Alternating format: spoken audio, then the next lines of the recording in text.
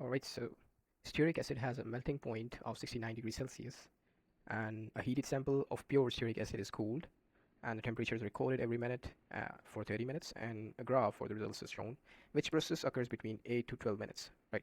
So between 8 to 12 minutes, we need to figure out which process happened over there. So first of all, let's analyze this graph and understand what's going on. Okay, so initially, see, 69 degrees Celsius is the melting point, right? This is the melting point.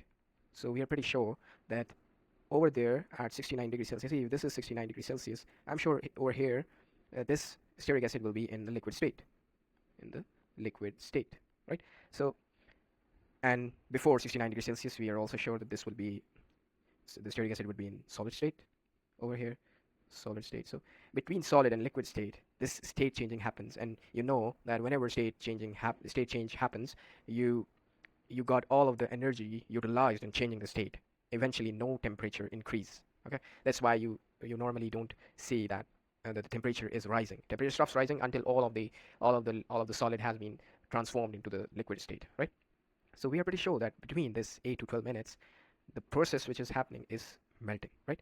Why? Because yeah, this is melting, because we are changing the state from solid to liquid, and this is 69 degrees Celsius is the melting point. That's why. Okay.